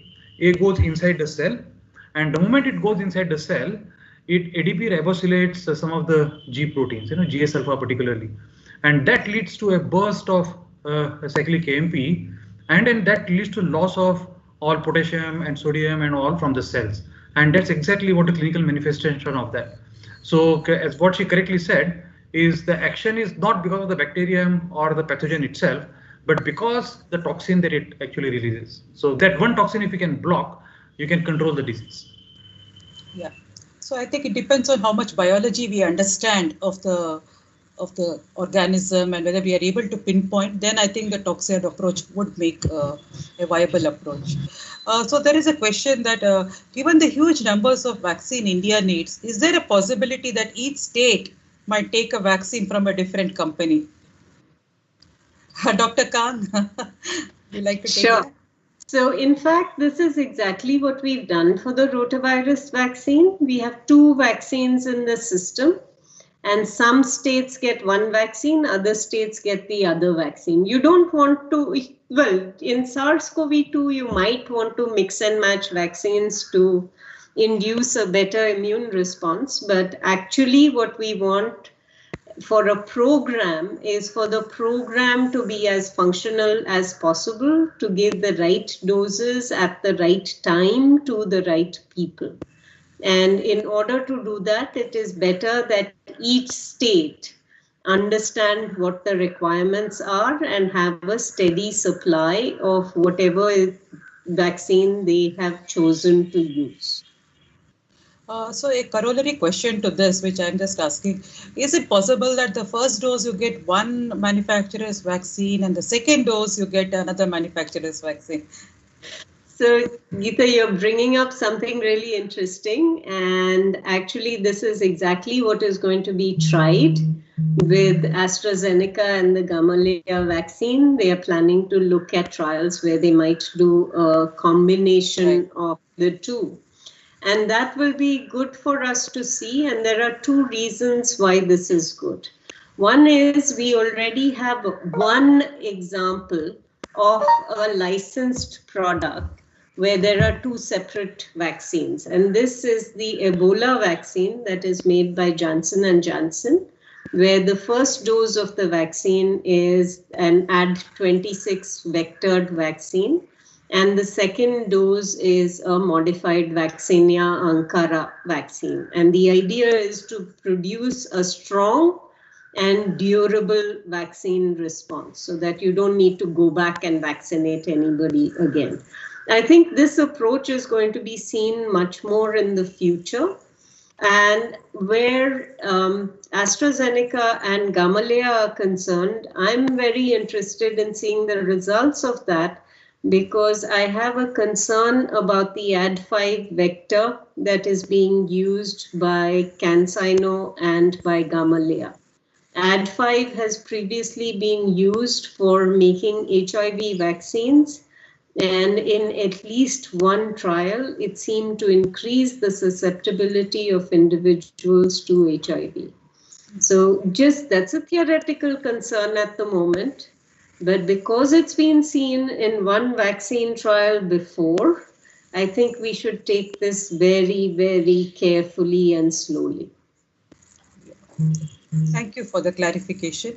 So there is a question which I think you partly addressed in your talk. How much can India rely on efficacy and safety data obtained for a particular vaccine from a non-Indian population? I think this is true for vaccines which are coming from the West, because they may not include much of the Indian patient data. So how much can the regulator rely on this, or is it, what do you think, in your opinion? That's such a lovely question. I think, if you think about the epidemiology of SARS-CoV-2, why is the disease behaving differently in India from the West? Do we know why fewer people are dying? We have this, we say population structure. Yes, that's fine. But are our rates of severe disease and mortality in younger populations exactly overlaid with the West? I think we'll find that that is not the case. So why is disease behaving differently in our populations? We don't know that about the disease.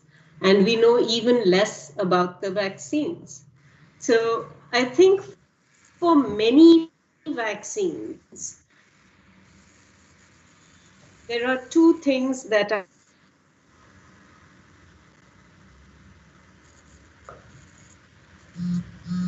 I think we are losing connection with her. Yeah, Dr. Kang, your voice was breaking. Can you hear me? Yeah, now we can hear you. Yeah. So basically, if we leave the virus aside and we say the virus behaves the same all over the world, there's no variation in the infecting virus, then what else can be different? One thing that can be different can be our host genetics. Right? We have different populations around the world, and host genetics could influence immune response. The second thing is our previous experience with the same or related viruses. That might influence our response to vaccination. So both of these vary depending on where we live, and that's why regulators ask us to generate evidence that is for the local population in at least a small number of individuals before relying on data that comes from other parts of the world. Right. Yeah, thank you. So perhaps this is a question, I don't know, maybe Dr. Mandi can answer this, whether antiviral medicines available in the market have been tested. So the antivirals that are available and have received emergency approval, restricted emergency approval in some of the countries, They include remdesivir. Of course, it will take probably a longer time to go through the entire process of preclinical, phase 1, phase 2, phase 3. But many repurposed antivirals which are being tried. This is the scenario right now. Essentially, remdesivir, favipiravir, in 1 or 2 countries, Arbidol, and of course dexamethasone, but that is not an antiviral. Dexamethasone is essentially a corticosteroid, and some others. Yeah, thank you. So what exactly accelerates vaccine testing is the question. Maybe Prabodha, what can you say something from the industry point of view? What do you think as what is accelerating the vaccine testing? Like, since we've been able to do it in less than a year, what do you think has accelerated it? Animal models, as we have seen, or directly going into non-human primates. Instead of going through first a rodent model and then a non-rodent model, in many of these vaccine candidates which have been either repurposing the platform because there was significant amount of data available earlier. So these repurposed platforms were used to go right into a higher animal and show and see its efficacy. And at the same time, concomitantly, we also realized that phase 1 studies has already begun while some of the data was being processed and coming out. So that was one of the reasons, primarily, why the time was very short. Thank you. Dr. Gagandeep, would you like to add something to that? How the vaccine testing has been accelerated? So I think we need to look at the picture around the world.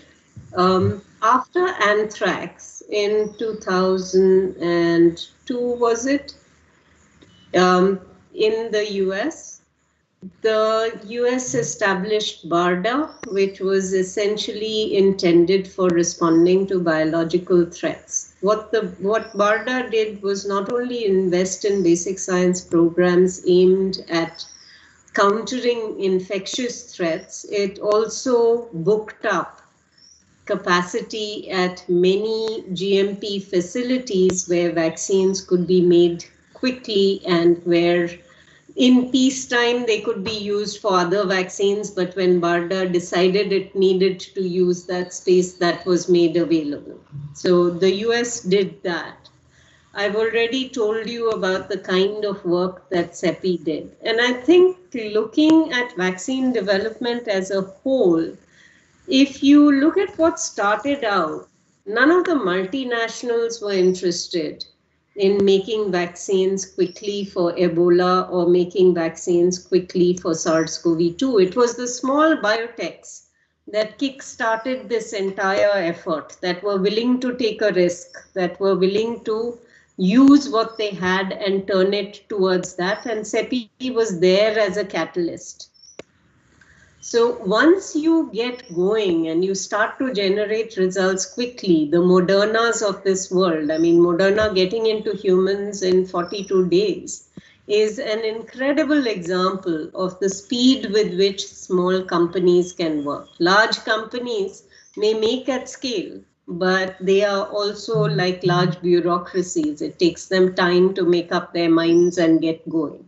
So I think what we've got now, which we didn't have before, is an ecosystem that links academics, funders, with at least small-scale GMP facilities from which we can seek to build links to much larger manufacturers. And that's what has been happening.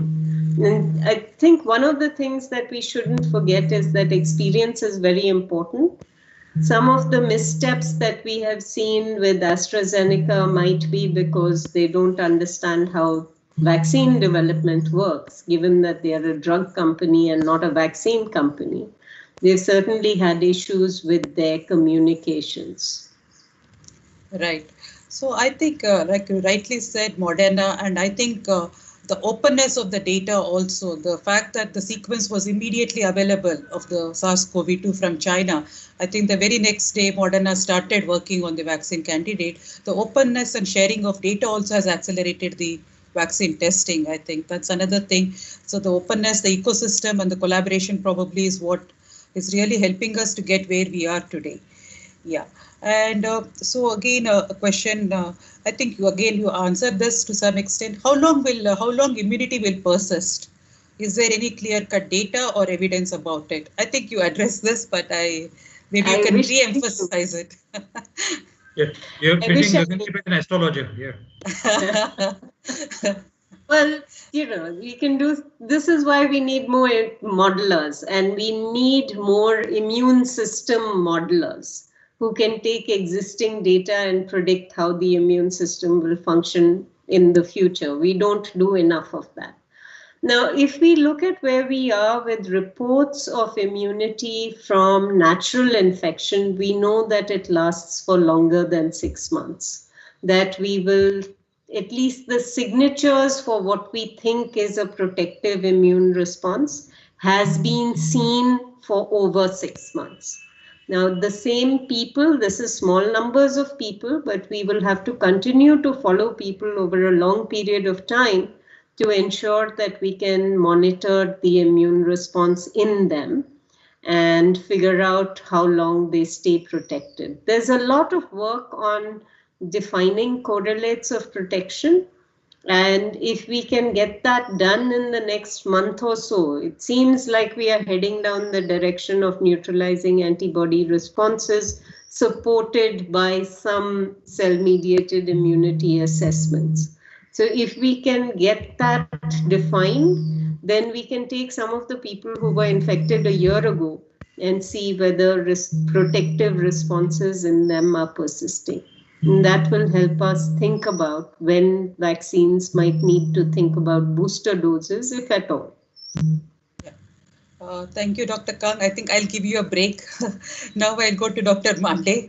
There was a mutant strain of COVID-19 which started doing zoonotic transmission through minks in Europe.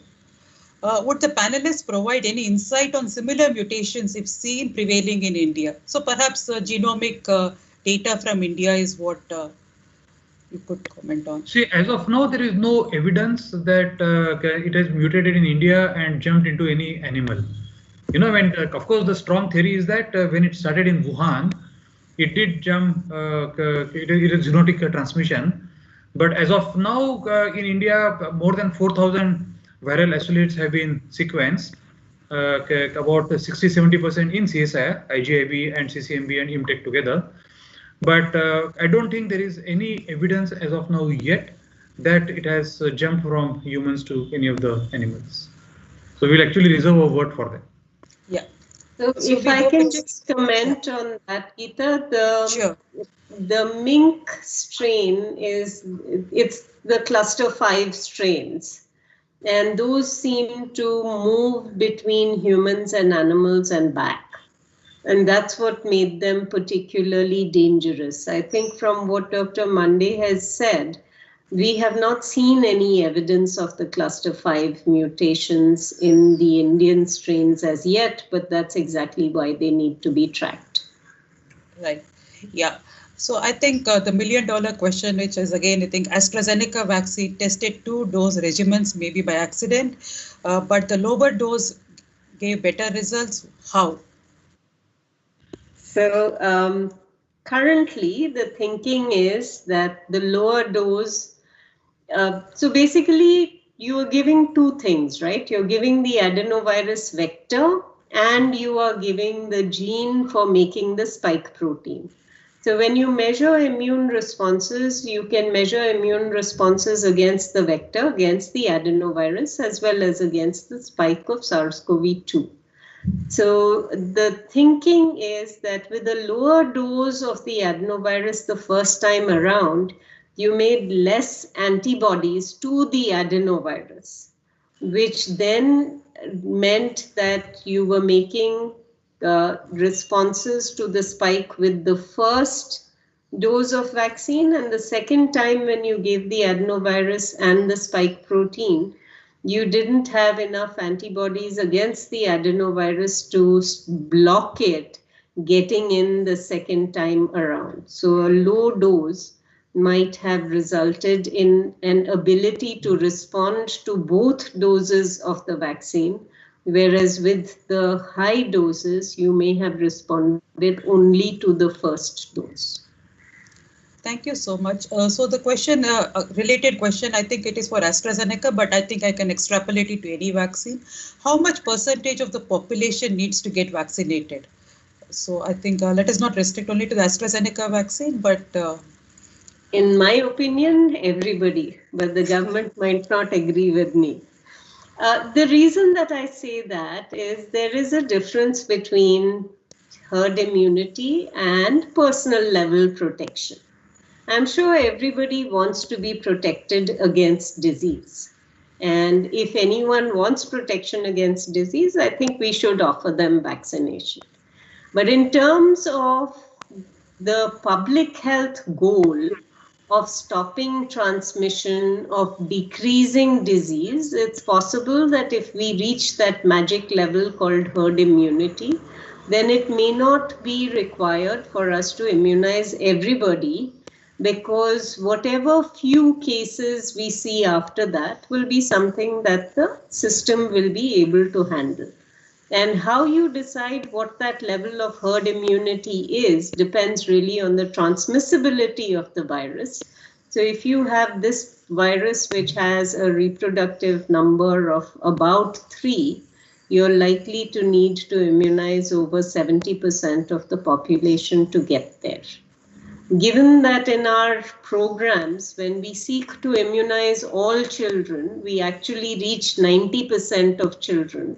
And now we are thinking about an adult immunization program. I think if we aim to immunize everybody, we will reach 70%. yeah, so I have a related question is, so people, suppose we know the seropositivity studies, serology studies have been done and we have varying numbers across different cities. So people who have already been exposed to the virus and have antibodies in them, do they also need to be vaccinated? Can I take you back to your earlier question about how long immunity lasts? We don't have the answer to that, right? Okay. So if we don't know, so the other thing that we do know from natural infection is people who are asymptomatically infected make less antibody than people who have severe disease and symptoms. And it may be because the virus was around for a shorter period in them, so therefore they made less of an immune response. There was less replication, they made less of an immune response. And people who had severe disease had a lot of viral replication and made much more of an immune response. But what this shows us is that your immune response in natural infection is very variable. What we want to do with vaccines is produce a predictable immune response with as little variability as possible. So if we get, for example, a correlate of protection, which is, let's say, neutralizing antibodies at a titer of 160, we are more likely to be able to achieve that with the right dosing of vaccine than with natural infection. So that's why I think we should not be going down the route of let's not immunize anybody who already has antibodies, because we don't understand at the moment what these antibodies mean. So I think ideal situation is you want to vaccinate everybody, not aim for 70% herd immunity but I think that again would depend on the logistics and supply chain and priorities. I think that we will learn as we go forward. So there's an interesting question. Oxford vaccine has shown T cell response too. How important is that? Do mRNA vaccines also have shown that response? Yes, so far all the vaccines that we have evaluated have shown cellular T cell responses. What we are looking for from these vaccines is a Th1 bias. The reason we don't want vaccines that go towards a Th2 response is because we've had previous bad experiences with vaccines, particularly inactivated vaccines, where a Th2 response has led to more severe disease when a vaccinated person was exposed to infection. So what we are looking for is good neutralizing antibodies and a good Th1 response. And so far, all vaccines appear to be giving Th1 polarization and good antibody responses. The inactivated vaccines a bit less than the other types, but still pretty good. Okay. Thank you. So I think this question is for Dr. Mande. Do you think that low mortality in Indian populace is because of better immunity? See, this very controversial question. We had done an analysis in the early phase of thing, and we considered about 30 different parameters of different nations, and we hypothesized. And this is a hypothesis which is not be true, and in fact, it can be debunked by many different people around the world. But let me propose a provocative hypothesis that people are dying not because virus is replicating hugely in the body, but people are dying because the body is hyper reacting to that virus. In fact, on about day 8 or day 9, the viral count starts coming down, and you actually get a hyperimmune reaction of the body, autoimmune sort of a reaction. And that's the potential cause of death. Our hypothesis, once again, very provocative, and Gaganti will definitely frown. You can already see frown on her face. Is that so we analyze about 20 by 30 parameters.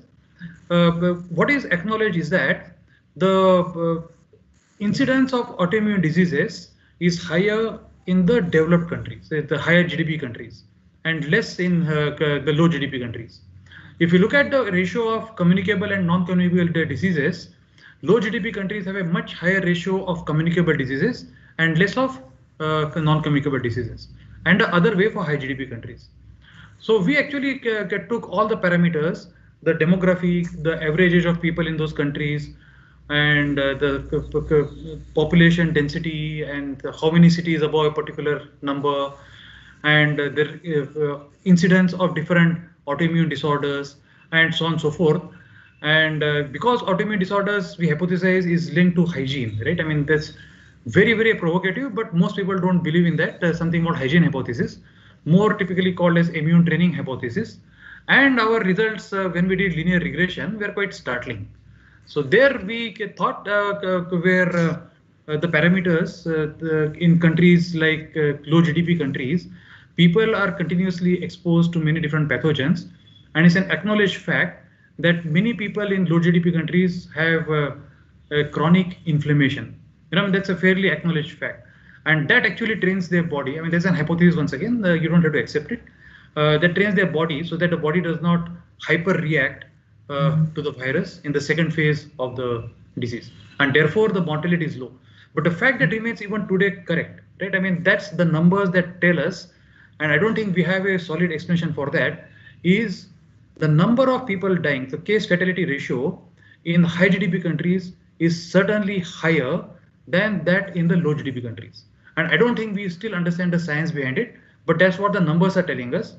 The skeptics are saying that not enough numbers have been tests have been carried out in low GDP countries. The skeptics are telling us that not enough number of dead people have been counted in low GDP countries. But it's only skepticism. There is some science behind it, and I think we need to address that particular science. That's my hypothesis. Yeah. I actually agree with you. I just think that we don't do enough human immunology to be able to address that unequivocally. Yeah. So our paper is appearing in Current Science in January. So of course, none of the frontline journals even wanted to look at it. So Current Science, thankfully, got a very solid peer review, and then I'll look forward to it. Sure. Yeah. What is your opinion to infuse uracil, which is a pentose sugar seen in plant proteins, to the bloodstream of COVID-19 patients? I do not know what is the logic, at least I'm not aware of it.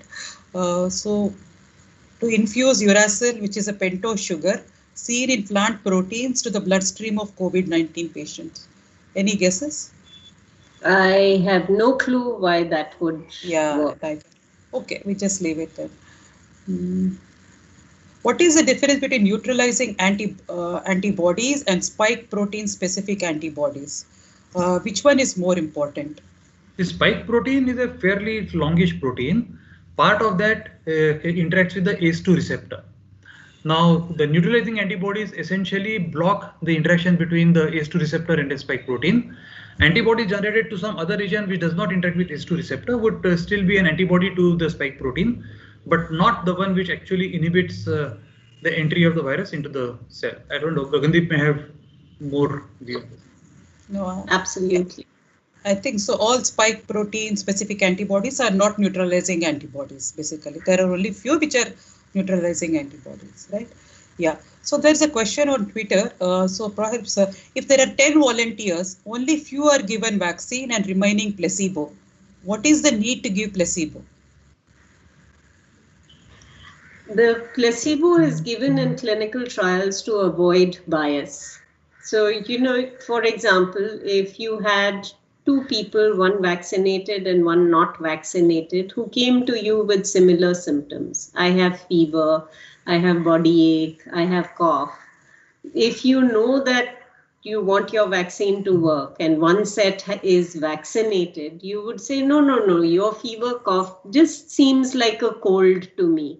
It's all right, we won't bother to test you. But the one who hasn't got vaccination, you'll say, this might be SARS-CoV-2, let's test. So it's to make sure that there is no bias. You both randomize comparable people into vaccinated and non-vaccinated, and you blind. You make sure that people who are looking at whether a person is sick or not, needs to be tested or not, don't know whether they are vaccinated or not.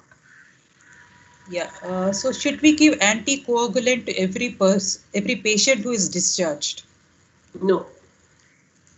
You have to have, so it's a certain degree of severity of illness that you would need to decide whether to give an anticoagulant or not.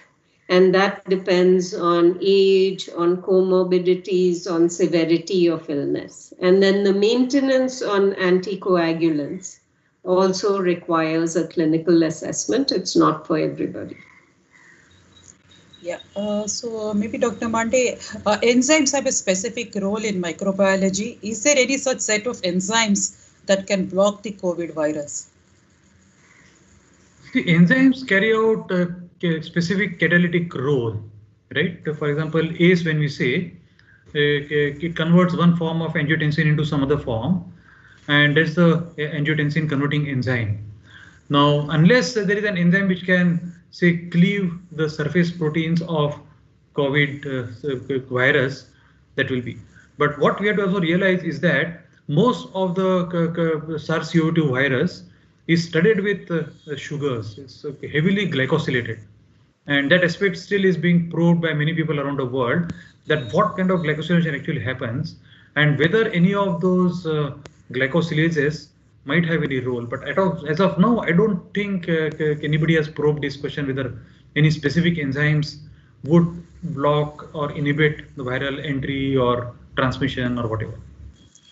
Perhaps the host enzymes which are involved in the cleaving of the spike protein and the pre-pro proteins, perhaps I think people are looking at inhibitors for some of these host, but I think you're right. It's difficult, because like in influenza, for example, the classical inhibitor of influenza, the drug, things like Tamiflu or something, that's an inhibitor of the neuraminidase.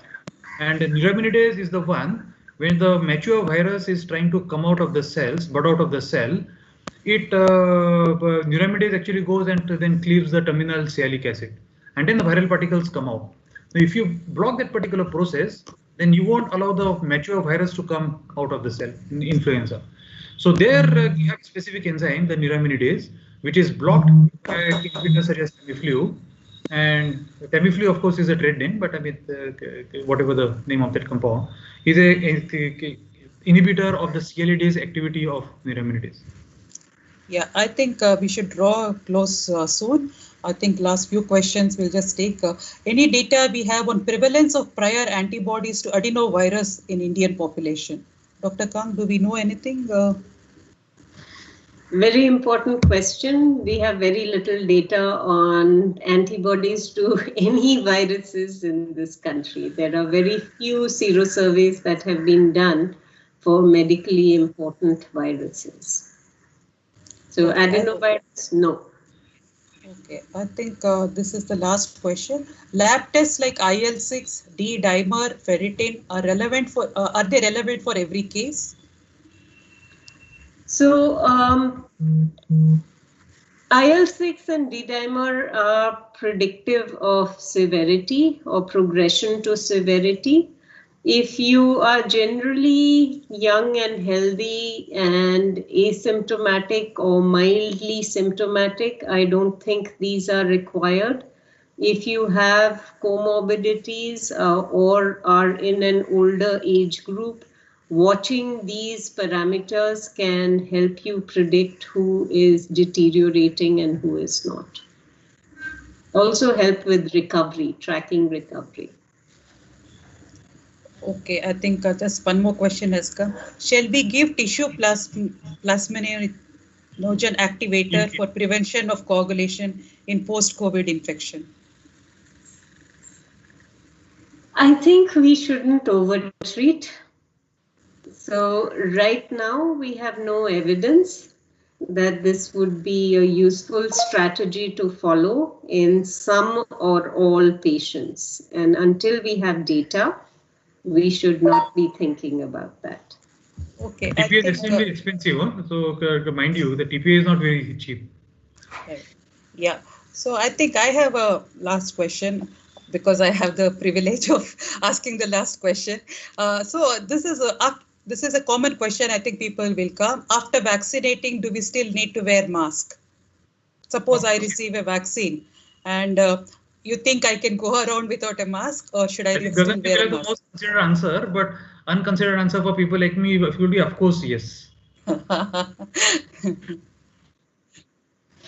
So if we had data, right, that said that if you have this particular level of protection, a correlate of protection, this means not only that you are protected from disease, but you are also not capable of transmission, then you can go without a mask. At this time, we don't have that data. So agree with Dr. Monday, wear a mask even if you're vaccinated. Yeah, that's very important. I think we should not feel that since we have got a vaccine, we are free to go around without a mask. And I think the last question, Prasad Ravindranath from Hindu has a question, Dr. Kang. Is it right to carry out a pooled analysis of two very different trials to arrive at efficacy of a vaccine, as was done by AstraZeneca? I think so. What we've learned in the last couple of weeks is that the MHRA had asked them to present the data on both arms of the trial. Now, if you actually go back and look at the clinical trial protocol, they have 12 groups in each trial that they have registered, COV002 and COV003. Each has many, many, many subgroups. So it's not unusual in that situation to do a combined analysis. But for me, I would prefer in a phase 3 trial to have much cleaner data, one dose, one result. Right. Yeah, I think so that brings us to the end of the session. And I think I really like to thank each one of you for being here on a Saturday evening and sparing your time and really being patiently answering the questions from our audience. And I hope the audience has been well educated today, at least from what we know. Of course, there are many unknowns still, as we all rightly pointed out. We don't know how long the immunity will last, and there are many unanswered questions.